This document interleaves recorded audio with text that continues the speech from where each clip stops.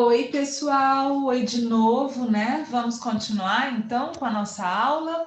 Nós estávamos nas características, né, do parnasianismo, não era isso? Bom, então vamos lá, vamos voltar aos slides.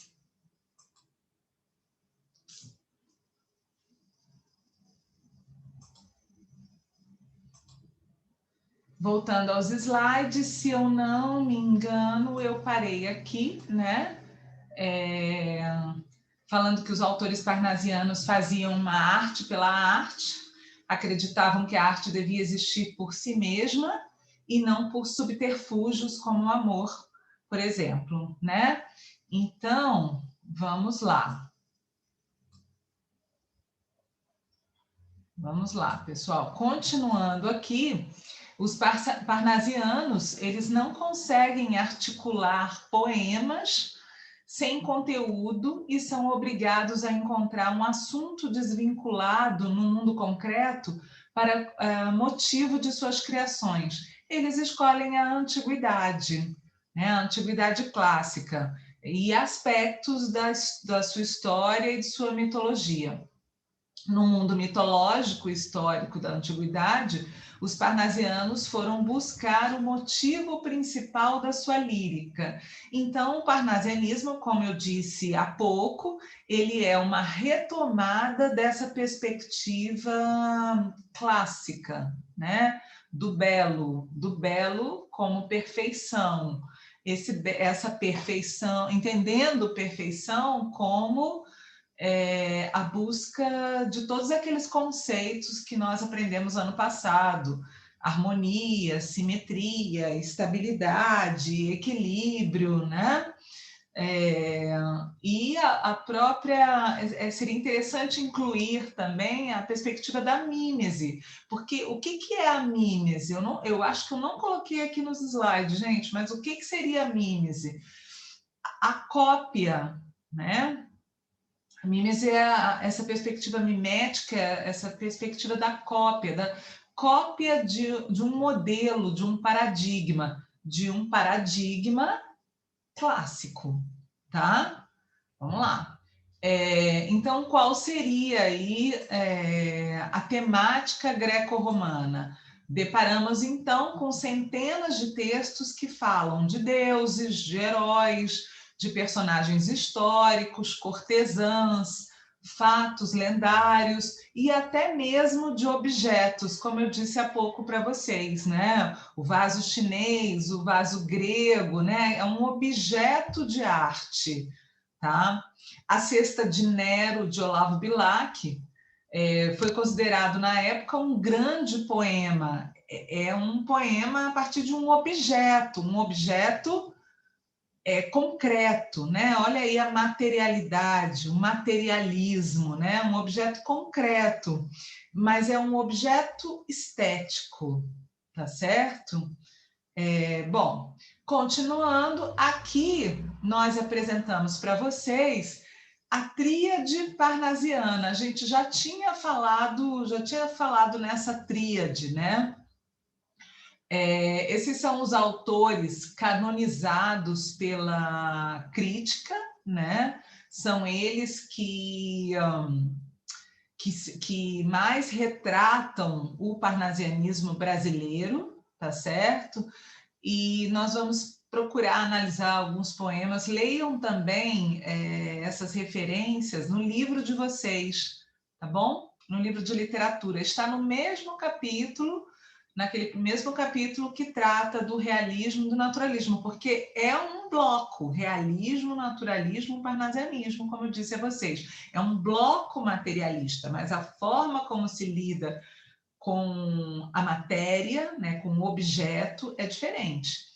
Como eu disse a vocês, já repetindo, no realismo e no naturalismo é um objeto social, é a sociedade, né? É uma crítica, ou psicologismo, ou cientificismo, determinismo, mas uma crítica a esse objeto social, né? Esse objeto que é a sociedade, né? E essa sociedade vista de forma não idealizada. Aqui, né, Aqui a perspectiva é do objeto de arte, da estética, do elemento artístico. Bom, então vamos lá. Quem faz parte dessa tríade são esses três poetas, Olavo Bilac, Alberto de Oliveira e Raimundo Correia. O Olavo Bilac, ele é conhecido como o príncipe dos poetas, ou o poeta das estrelas, tá? Quais são as suas obras? Panóplias, Via Láctea, Sarças de Fogo, Alma Inquieta, As Viagens, O Caçador de Esmeraldas e o hino à Bandeira, que vocês devem conhecer, né? Aquela formalidade, né, do hino, toda essa formalidade é bem típica dessa estética chamada parnasianismo, dessa estética em que a arte está para a arte. Qual é o tema central do parnasianismo? A própria arte. Por isso é que no início eu disse para vocês, na aula passada, né, eu disse a vocês que é uma perspectiva metalinguística, né? Porque é isso, é a arte que trata do fazer artístico, da própria arte, né? Bom, Alberto de Oliveira é outro nome dessa tríade, né? De todos esses poetas que vocês estão vendo agora, ele é o mais parnasiano, tá? Ou seja, ele é o mais tradicional, com mais características, né, parnasianas, tá? E quais são as obras, né? O Vaso Chinês, que eu já citei aqui muitas vezes para vocês, o Vaso Chinês, o Vaso Grego, sonetos, poesias meridionais, céu, terra, mar, versos de saudade e outras. Esses dois poemas, o Vaso Chinês e o Vaso Grego, eles são muito famosos e muito representativos, tá? O Olavo Bilac também tem um poema muito famoso, ele nem está aqui, mas ele é muito famoso, muito analisado, cai muito nas provas, que se chama Profissão de Fé, né? Em que ele vai falar que a profissão do artista, a profissão de fé do artista, do poeta, né, é esculpir a palavra da mesma forma que um escultor esculpe, né? Que um pintor pinta. Então, uma outra característica do parnasianismo, que eu acho que eu não falei, mas que cabe aqui, já que eu comentei essas obras, é a plasticidade, né? O parnasianismo é uma estética plástica. Então, é uma estética em que é possível a gente comparar com as artes plásticas, né? Ele é plástico, ele é material, concreto, é o objeto artístico, o objeto plástico, tá, gente? É importante gravar isso que eu falei agora, tá? Bom, e o Raimundo Correia, ele é conhecido como poeta das pombas, ele escreveu sinfonias, primeiros sonhos, versos e versões, tá? Bom, então, vamos lá, vamos falar um pouquinho de Olavo Bilac, né? Um pouquinho de Olavo Bilac. Então, o Olavo Bilac, ele é o grande escritor de sonetos, ele é considerado um mestre no fazer poético. Observe a própria expressão que eu usei aqui para caracterizá-lo. Ai, fiquei gaga. Caracterizá-lo. Fazer poético. Observem que o próprio verbo que eu usei é um verbo que pressupõe uma perspectiva plástica, o fazer. Vocês estão me entendendo, gente? O fazer poético, quer dizer, dá a entender que é um fazer manual até, né? Manual, é plástico, tá? Então, por isso, o parnasianismo ele vai estar muito associado a as artes plásticas de uma forma geral, tá?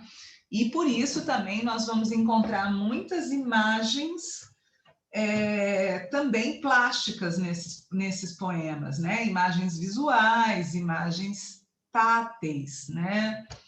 Nesses poemas, tá bom? Bom, continuando. A técnica foi aprendida através da observação de antigos escritores como Luís de Camões e Bocage. Camões é, assim, o maior nome, né? E nós estudamos um pouquinho ano passado do classicismo. E o tempo todo eu estou resgatando com vocês essa perspectiva, né? De que o parnasianismo resgata os valores clássicos. Tá? Os poemas de Bilac refletem a preocupação em atingir a perfeição com grande beleza no ritmo e na sonoridade. Então, são poemas preocupados com o aspecto formal, certo? A forma do poema, ou seja, a materialidade do poema, certo? Ex-profissão de fé de Olavo Bilac, né? Vamos ler? Invejo ourives quando escrevo. Invejo ourives quando escrevo.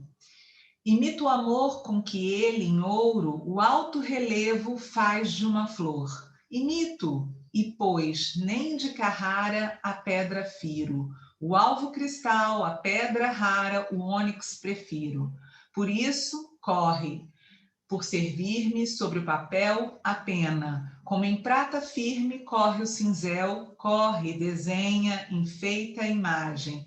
A ideia veste, cinge-lhe ao corpo, a ampla roupagem azul celeste.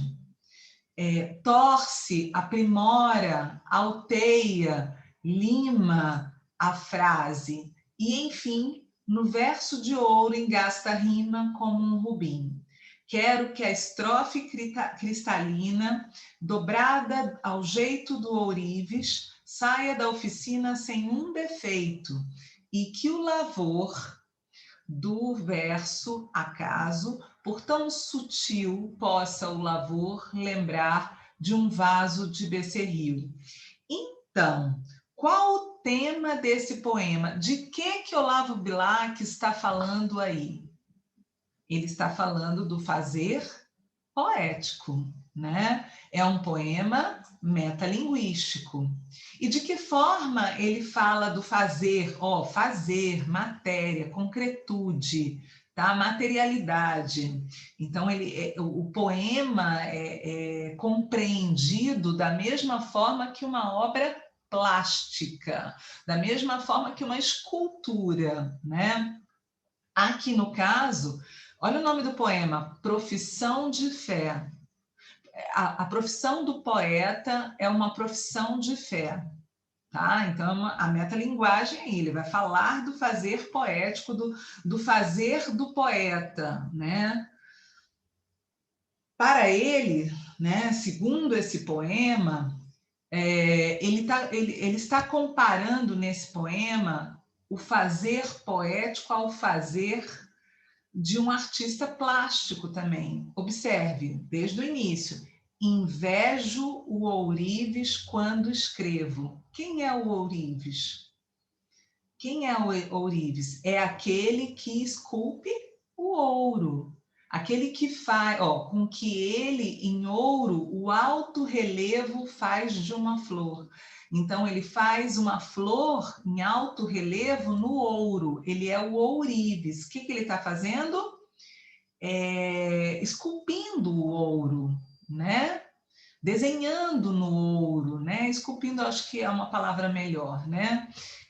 Então, ele está comparando o fazer do poeta com o fazer de alguém que esculpe o ouro. Vamos pensar na simbologia disso? De todas essas imagens. Primeiro, acho que já deu para perceber essa perspectiva plástica, né? Que são imagens plásticas, né? Do fazer plástico, do fazer manual. Então, o poema é um fazer manual também, né? E por que ele inveja o ourives? né? Qual é a matéria, qual é o objeto de trabalho do ourives? O ouro. Qual é o objeto de trabalho do poeta? A língua, as palavras. Não é isso? É com isso que o poeta trabalha, né? O fazer poético é com a língua, com a palavra. Agora, observe que ele compara as palavras, a língua, com ouro. Compreendem? Então, não é, como eu disse também na aula passada, gente, é uma produção que é perfeita, é uma produção que é bela, né? É uma perspectiva clássica de olhar, uma forma clássica de olhar para a língua e para a arte e para o poema. Conseguem compreender isso? Tá? Então, o ourives talha o ouro, não sei se é possível falar em talhar, mas esculpe o ouro, faz o alto relevo da mesma forma que um poeta também trabalha a palavra, né? O poeta trabalha a palavra, né? De forma plástica, né? Aí, imito e pôs nem de Carrara a pedra firo, né? Carrara é um mármore muito raro, né, gente? Muito raro. Então, observe que as imagens visuais que estão presentes aí, eu falei para vocês essas coisa plástica, visual, bem sensorial, as imagens são todas imagens muito delicadas e muito elaboradas, poderia dizer assim, né? E sempre sofisticadas, porque a língua também vai ser vista de uma forma sofisticada. Essa é uma estética em que as inversões vão ser muito presentes, os hipérbatos, né? Vai ser muito comum também, porque é uma forma mais erudita, né, de se expressar. Não é simples, não é de simplicidade. Tem uma simplicidade da forma, mas é algo erudito, compreendem? Então, olhem as comparações, Carrara, ouro, né? Carrara é um mármore extremamente caro, ouro é muito caro, a língua portuguesa também é muito cara, vista dessa forma, né? É a língua de Camões, né? O alvo cristal, olha, a pedra rara, o ônix prefiro, o tempo todo é essa comparação plástica. E com e de uma forma muito exuberante, rara, bela, perfeita, né? Por isso corre por servir-me sobre o papel a pena, como em prata firme corre o cinzel. Está comparando com o ofício do ourives o tempo todo. Corre, desenha, enfeita a imagem, a ideia veste, ideia não tem mais acento, viu, gente? Cinge-lhe ao corpo a ampla roupagem azul celeste. Na continuação, vocês estão observando que a temática... Qual é a temática? Está fazendo alguma crítica social aqui? Está falando de amor? Está falando de alguma questão humana? Não. Ele está falando da arte do fazer poético. É disso que ele fala. Esse é o tema do poema. Tá? É o fazer poético.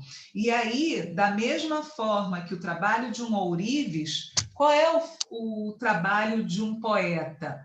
Torce, aprimora, alteia, lima a frase. Porque o ouro do poeta é a língua, são as palavras, é a frase. O ouro do ourives é o ouro em si, né? Mas ele está fazendo essa comparação, né? Comparando um poeta a um ourives. O fazer poético a um fazer estético, tão manual quanto de um ourives, né? No trabalho com a palavra. No verso de ouro, olhem aí, no verso de ouro, engasta rima como um rubi, uma pedra preciosa, né? Quero que a estrofe cristalina, dobrada ao jeito do ourives, saia da oficina sem um defeito. Ou seja, gente, como é que ele quer a estrofe em seus poemas? Né? Qual é a regra aqui? É a perfeição, né? A perfeição de uma joia, né? O poema é uma joia, né? Tanto quanto um brinco de ouro, digamos, né? E que o lavor do verso, acaso por tão sutil, possa o lavor lembrar de um vaso de becerril. Então, ele está novamente fazendo essa comparação com uma obra de arte com o seu valor estético, plástico, tá? Deu para compreender, gente? Esse poema é totalmente metalinguístico, né? E é isso, isso aqui é a arte pela arte. É falar da arte por falar de arte. O que é fazer arte? É isso. Agora, nós sabemos que a arte tem muitas outras funções que não só a função estética, né, gente? Nós aprendemos lá no primeiro ano várias funções que a arte tem. E vocês, como pessoas que apreciam a música, a dança, a literatura e a performance e outras artes, né? Acredito que apreciem, devem sentir o cinema, né, gente? Devem ter total consciência dessas funções. A gente nem precisava sistematizar essas funções da arte e dar isso como aula. Isso é algo que o ser humano sente quando se depara com a arte. Aqui é a função estética. Aqui é a arte pela arte. Tá certo? Dá para perceber a diferença, gente? Ok. Outro, né? Cheguei, chegaste, vinhas fatigado e triste, triste e fatigada eu vinha, tinhas a alma de sonhos povoada, e a alma de sonhos povoada eu tinha. Observem que tem aí também uma perspectiva estética, né? Um pouco diferente da outra, mas esse jogo de palavras, né? Essa perspectiva do jogo, que isso também, lá para trás, a gente até chamou de cultismo, lá no Barroco, aquela preocupação tanto com esse jogo, né? Tá? Quer dizer, a preocupação com a forma, com a forma. E paramos de súbito na estrada da vida, longos anos, presa a minha, a tua mão, a vista deslumbrada tive da luz que teu olhar continha. Hoje, segues de novo na partida, nem o pranto os teus olhos umedece, nem te comove a dor da despedida. E eu, solitário, volto a face e tremo, vendo o teu vulto que desaparece na extrema curva do caminho extremo. Observem que, embora haja um tom sentimental, ele é contido, né? É bastante diferente do tom do romantismo, certo? Bom, Raimundo Correia, né? Raimundo Correia faz parte também da tríade, deixe-me ver que horas são. Faz parte também da tríade, né? O Raimundo Correia, a sua poesia representa um momento de desconstrução e de investigação no movimento parnasiano. Ele tem 3 fases, né? A sua obra. A fase romântica, em que ele tem muita influência do Casimiro de Abreu e do Fagundes Varela. A fase parnasiana, marcada pelo pessimismo de Schopenhauer, Schopenhauer, que também influencia o Nietzsche, e a fase pré-simbolista, né, que o simbolismo é um movimento que co-ocorre, né, ele é contemporâneo ao parnasianismo, já já a gente vai estudar ele, mas do ponto de vista temático, ele se opõe ao parnasianismo. Do ponto de vista formal, ele mantém essa preocupação com a forma, mas do ponto de vista temático, ele rompe com essa perspectiva materialista e ele vai por outros caminhos, que é o caminho, inclusive, da transcendência. Ele retoma o Dionísio, tá? O simbolismo. E então o Raimundo Correia, ele é também pré-simbolista. Por quê? Porque ele apresenta um pessimismo diante da condição humana, que o faz buscar refúgio na religião e na metafísica, porque parnasianismo não tem religião e metafísica, isso é mais do simbolismo, por isso a gente chama de pré-simbolista, tá? E a linguagem apresenta musicalidade. A musicalidade também tanto a musicalidade quanto a sinestesia, são características mais do simbolismo, mas elas já são apontadas em Raimundo Correia. Ele já apresenta essas características. Tá? Uma obra muito famosa de Raimundo Correia é As Pombas. Observe que a gente tem aí um soneto, né? Não dá muito para perceber porque o que aparece aqui como terceiro verso, dezenas, na verdade não é o terceiro, mas é o segundo, faz parte do segundo, só não coube no slide mesmo, tá, gente? São 2 quartetos e 2 tercetos, tá? Vai-se a primeira pomba despertada, vai-se outra, mais outra, enfim, dezenas. De pombas vão-se dos pombais, apenas raia sanguínea e fresca madrugada. E à tarde, quando a rígida nortada sopra, aos pombais de novo elas, serenas, ruflando as asas, sacudindo as penas, voltam todas em bando e revoada. Também dos corações onde abotoam, os sonhos um por um céleres voam, como voam as pombas dos pombais. No azul da adolescência as asas soltam, fogem, mas aos pombais as pombas voltam e eles aos corações não voltam mais. Observe que do ponto de vista formal, né, soneto, forma é fixa, né, há rimas, há ritmo, né? Então tem toda uma preocupação formal que é bastante recorrente no parnasianismo, tá? Alberto de Oliveira. Alberto de Oliveira, ele é o mais parnasiano dos parnasianos, né?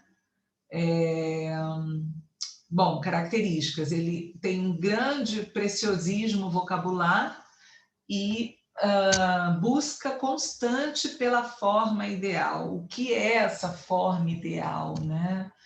Porque o parnasianismo não é a arte pela arte, não é a busca da beleza, a busca da forma, é a busca da forma perfeita, a busca da forma ideal, tá? Mas ele revela características românticas, né? Um lirismo contido, seguro, seco, mas com um certo lirismo, né? Bem longe dos excessos, das hipérboles sentimentais do romantismo, mas tem um lirismo. Tá? Ele defende a arte pela arte, em vez da realidade brasileira, então se afasta de uma perspectiva de denúncia social, de questionamento acerca das instituições, não vai tratar disso, vai tratar simplesmente da beleza, né? Então, e sempre com inspiração nos modelos clássicos, tá? Bom, então, para vocês conhecerem um pouquinho, eu falei desde o início, deixa eu ver se o poema todo está aqui. Sim. Desde o início eu falei para vocês desse poema, né? Só para vocês terem uma ideia, né? O Vaso Chinês é uma obra de arte é uma obra de arte, então o poema vai abordar essa perspectiva plástica, como eu disse, né? É o vaso, é uma obra, é manual, é concreto, é um objeto de arte, né? E é isso, é a arte pela arte. Não é a arte pela denúncia, não é a arte pelo amor, não é a arte pela inclusão, né? Ou a arte pelo sei lá o quê. Não, é a arte pela arte, tá? Vamos ler esse poema? Observem que ele é um soneto, olha aí, 2 quartetos e 2 tercetos, né? Observem as rimas, rimas ricas, inclusive, ó, vio, luzidio, né? Observem aí o esquema rímico também, né? Que se repete, vio, rima, A, B, A, B, A, B, A, B, né? Quer dizer, tem uma regularidade no esquema rímico, né? Observe o vocabulário usado também nesse poema e observe sobre o que ele está falando. Eu vou ler, preste atenção no do que ele está falando. Ele está fazendo alguma crítica social? Ele está falando de alguma emoção, grande emoção humana, alguma questão humana? Ele está falando de um objeto de arte. Vamos lá. Estranho mimo aquele vaso. Vi-o casualmente uma vez de um perfumado contador sobre o mármore luzidio entre um leque e o começo de um bordado. Fino artista chinês enamorado, nele pusera o coração doentio em rubras flores de um sutil lavrado, na tinta ardente de um calor sombrio. Mas talvez, por contraste à desventura, quem o sabe, de um velho mandarim também lá estava a singular figura. Que arte em pintá-la, a gente acaso vendo-a, sentia um não sei quê com aquele chin de olhos cortados à feição de amêndoa. Está simplesmente descrevendo, né? Observem o vocabulário, observem a estrutura frásica também, né? Ela é complexa, não é, gente? É uma estrutura complexa, tá? Então, são poemas mais eruditos, tá? Bom, Vicente de Carvalho, vamos lá.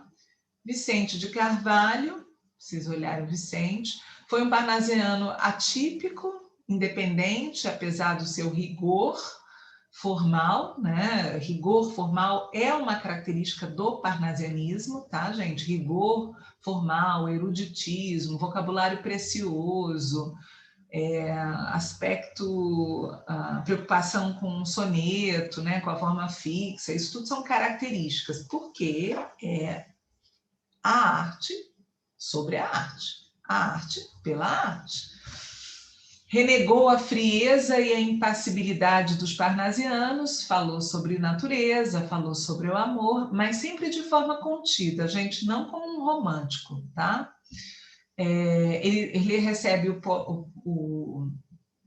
desculpem, gaguejei de novo, ele recebe o apelido de poeta do mar, pela obsessão que tinha de falar do mar, né? E aí ele escreveu principalmente o velho tema e Palavras ao Mar. E, finalizando, nós temos a Francisca Júlia, oba, uma mulher, né, gente?